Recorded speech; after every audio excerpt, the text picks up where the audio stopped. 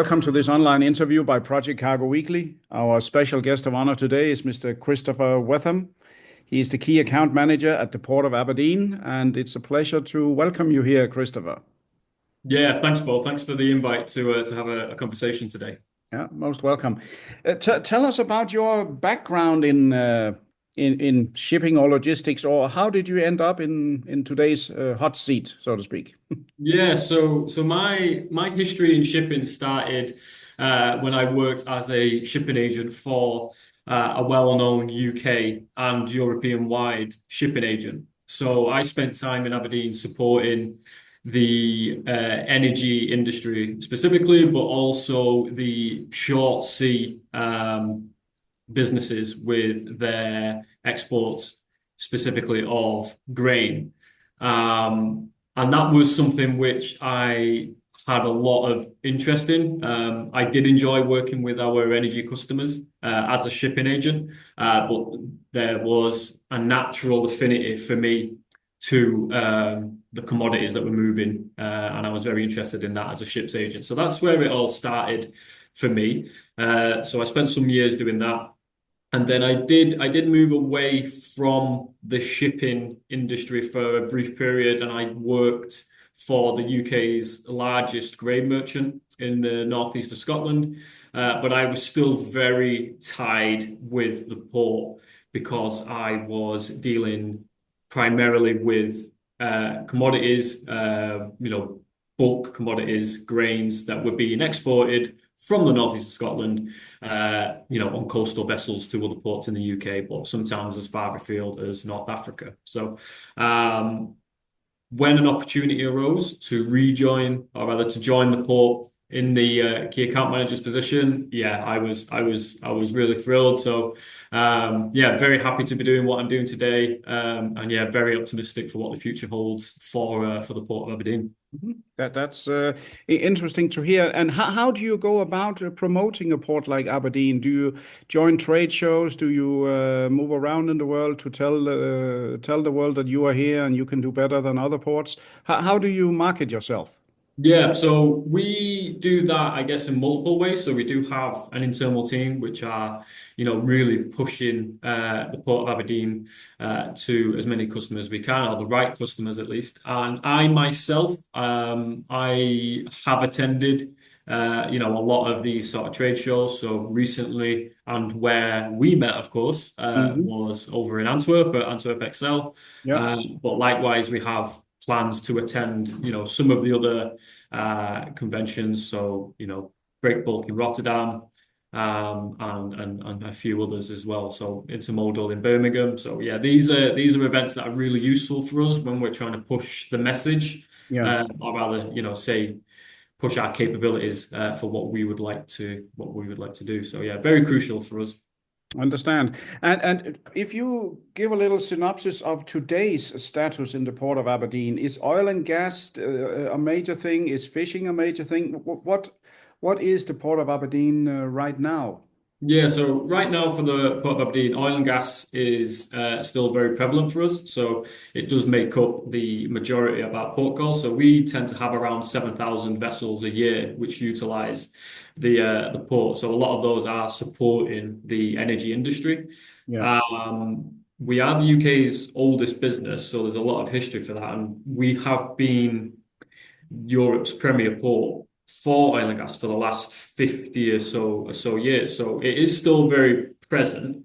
And we expect it to sort of stay that way for a little while. We are also starting to see more vessels from different sectors utilizing the port. So sticking with energy, we are seeing vessels from the renewables industry that are Yeah. using the port. So specifically for the offshore wind farms that you are finding, they are granting leases across the northeast of Scotland. Um, and obviously within my sector, we are seeing growth in the number of cargo vessels that are visiting Hmm. us. So Hmm. we have vessels that visit us from all over the world with all types of cargoes, whether it's pipe for the North Sea, whether it's big, large batteries for battery farms Hmm. in Aberdeenshire.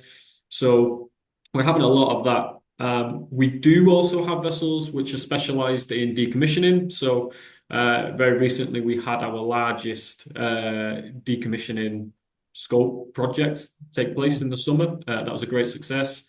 And the cruise industry is something that we're seeing more of. So, cruises this year were very well. We had our highest number to date. We had 49 calls last year, and we're hoping to get that up to 70 for next summer. So very, very promising time. Yeah. And of course, Aberdeen in Scotland. I mean, Scotland is one of the most beautiful countries in the world. I've traveled around there, Isle of Skye and elsewhere. I mean, it's like driving around in a postcard in your Yeah, country. So, absolutely. And we really want to help, yeah. people who are visiting, Aberdeenshire and Scotland to see all these beautiful sights and, giving them just a nice smooth journey through the port. So yeah, very, very important for us and very pleased with how things have been going so Okay. far. Now, turning again to the project cargo business, you mentioned renewable, you mentioned oil and gas, of course, and you have enough laydown area. I mean, you can expand. It's not that you are restricted by some geographical constraints. I mean, you still have scope to develop. Yeah. Yeah, So speaking of developments, this is something which has been done very recently. So as I mentioned, we are the UK's oldest business. We're officially 888 years old. So what we decided to do, I guess, for future proofing and looking forward for the business is maybe 15 years ago, it was decided that the port would build a new harbour. yeah. So we are officially the oldest business with the country's newest harbour. So Okay, 12 months ago, our South Harbour opened, and this has really changed the clientele that we can attract to Aberdeen. So we can accept vessels that are 300 meters in length, with drafts of sort of up to 10 meters or so. okay, And specifically looking at quayside space, we have more than 690,000 square meters of laydown space in total.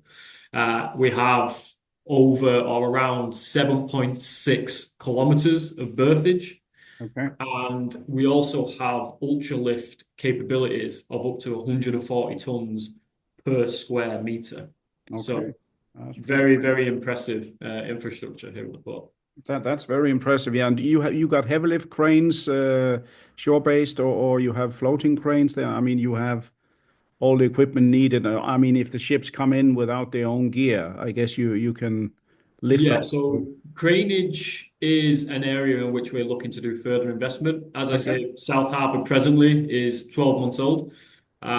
So we've built that facility and we're able to accept vessels. Craneage is the thing that we're going to be looking into next to obviously be able to facilitate smooth port calls. So Right. we do have shoreside craneage in our North Harbour.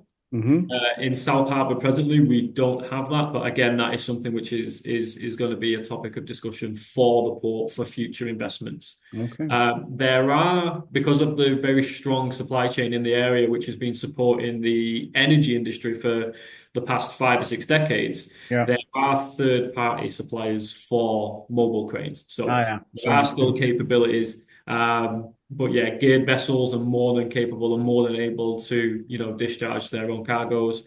And in an interim period, we may utilize, like I say, our mobile crane suppliers. And then who knows, in the future, the port could look to invest in our own craneage. So something to watch this space with that one, Bo. I suppose, yeah, but I'm sure you're getting there.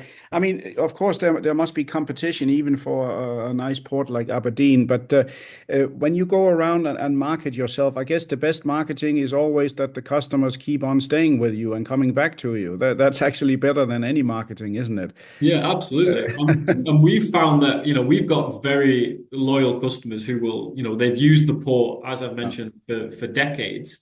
But what we're finding is that we're getting more and more new customers who are also really wanting to, return time and time again to the port. So, I mean, looking solely at the cargo industry and the operators within that sector, I mean, some of the really well-known names have already called into the port yeah. since its opening. So, for example, we've had the likes of Big Lift, Oh, yeah. we've had MOL, Yeah. We've had the Fast Lines group. So, we're starting to see customers who have not necessarily utilized the port before, but now we're having parcels, of various cargoes Mm. coming into our South Harbour, and we want to see that keep expanding. So, it's very important for me that I continue to search for the opportunities and where there could be synergies between, the cargo owners, the forwarders, the vessel operators, and ourselves as the Yeah. port.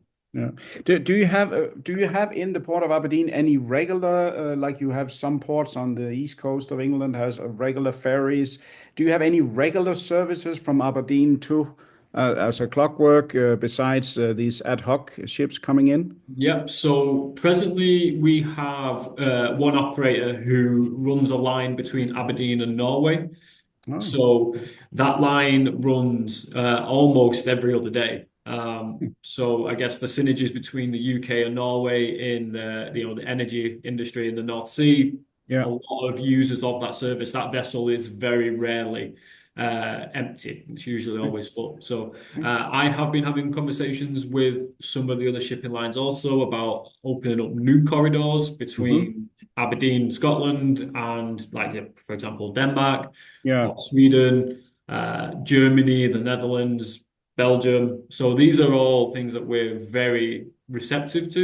Yeah. But presently, at the minute, the line between Aberdeen and Norway is the existing one with the most regularity. But Okay. we do also have a regular line which runs between the Port of Aberdeen and the Orkney and Shetland Isles. So Ah, yeah. all of the goods which move up to Norway, a lot of them do transit through the Port of Aberdeen. So we have experience handling containers, ro-ro, ro-ro vessels, and also they are reefers that go up Mhm. to Norway with all, But sorry, up to Orkney. so just a interesting question for me here. When you mention Orkney and Shetland, would these regular ships take passengers as well, or is just I mean the odd passenger? I mean. Yeah, well, it's actually we have two. So there is one line which does take passengers back and forth, and there are some capabilities for ro-ro on that. So that's a ro-pax option. Ah, But okay. then there is also just the ro-ro option too. So there are, like say, two. That's broken up into those two sort of distinguishable Okay. operators: Okay. ro-pax and ro-ro. Okay. So definitely one might say that the Port of Aberdeen is a very important employer up there in the Northeast. I mean, especially I mean, everybody lives off the port. Whatever comes in, there's ships chandlers, there's repair there. It feeds off on a lot of other industries that you have a versatile port, doesn't it? Yeah. Well, we are. I don't know if this is being from Denmark.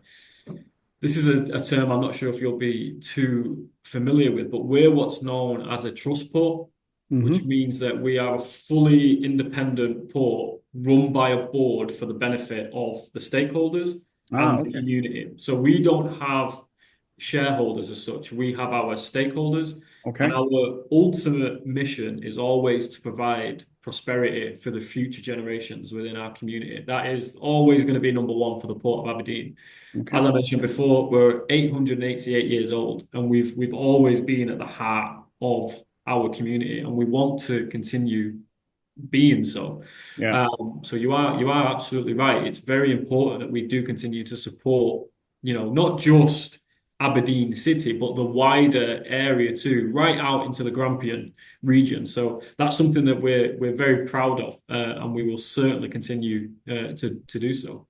Interesting. I mean, to have a port that's still to this day very modern, but still 880 years of history. That's it's the longest history I've ever heard of from a versatile port who is still modern to this day. Yeah. I believe it was during the reign of King James the First. So Okay. you'll have to take my word at that, though. Yeah, well, I don't know much about our own Viking language, except we did a bit of pillaging down in the south, I guess. But anyway, we are domesticated now, so. Yeah. But listen, Christopher, this is very interesting, and I'm sure that many of our viewers who are ship owners or project forwarders will definitely go in and click on the Port of Aberdeen website. Um, before I finish off this interview, just a quick question.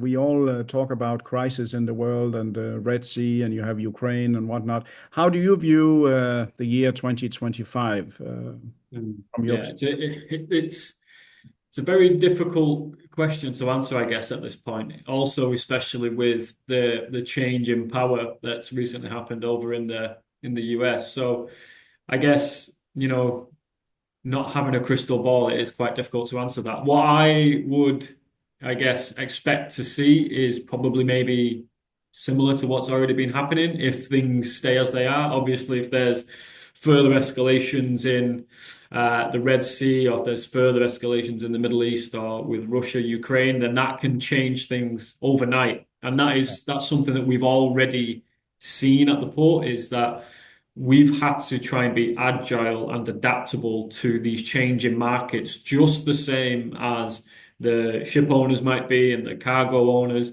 And we've seen, commodities move through the port, which in previous years had never done so, just on the back of some of the things that you'd mentioned there. So I guess for me, I would like to take the optimistic approach and like to be hopeful that some of these issues that you mentioned there could settle down, and we might see, more traffic moving through the Suez again, and we might see, who knows, with, like I say, with Trump coming back into the US. Is he going to place more levies on, Mm. imports and exports like he did previously, or are they going to stay low? So it's really hard to say, I guess, at this point. And not having a crystal ball, I wouldn't like to put my hat on any one thing. But I guess if I could say anything, it would be good to just try and remain, agile and adaptable to, I guess, whatever may come.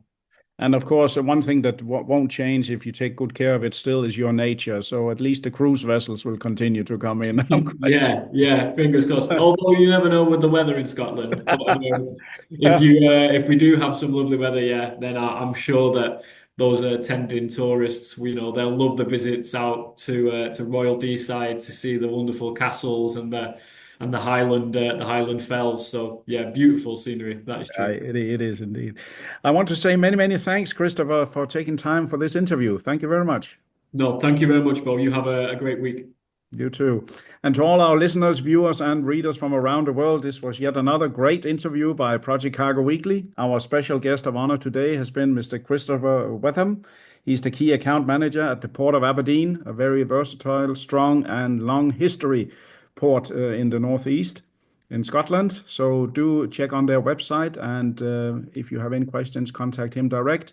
For me, editor of Project Cargo Weekly, thank you very much, and I'll see you next time. Thank Yes, you. thank you, Bob.